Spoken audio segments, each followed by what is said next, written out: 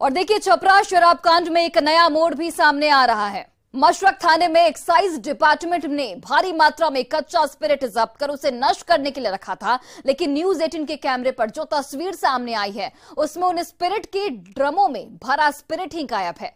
ऐसे में सवाल खड़े हो रहे हैं कि क्या इन्हीं कच्चे स्पिरिट का उपयोग जहरीली शराब को बनाने में किया गया था। इस रिपोर्ट को देखिए।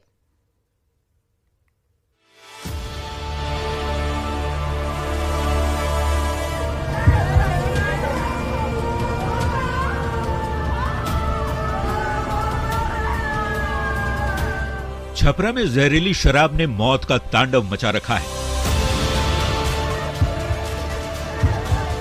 लेकिन न्यूज 18 के कैमरे पर कुछ ऐसी तस्वीरें कैद हुई हैं जो शराब से हुई मौत को लेकर सवाल खड़े कर रही है। तस्वीरें सारण जिले के मशरक थाने की है।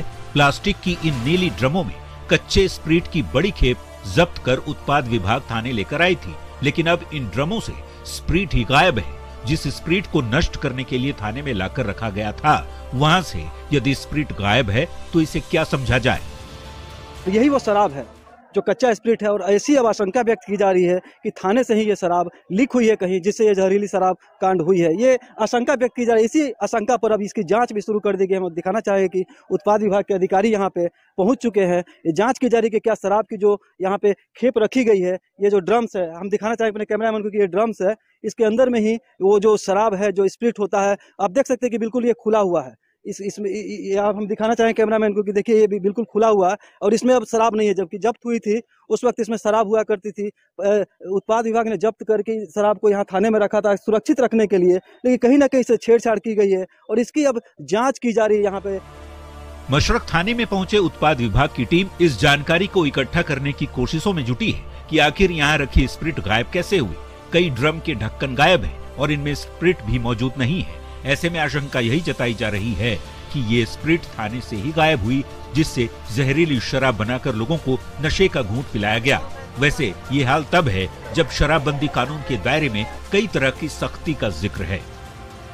किसी भी जिले के थाने में केंद्रीय टीम की छापेमारी में यदि शराब बरामद होती है तो थानेदार पर कार्रवाई होगी, और अगर सीधी भूमिका पाई गई तो उसे डिसमिस भी किया जाएगा। यही नहीं, चौकीदार और दफादार को शराब पीने या तस्करी की जानकारी देनी होगी।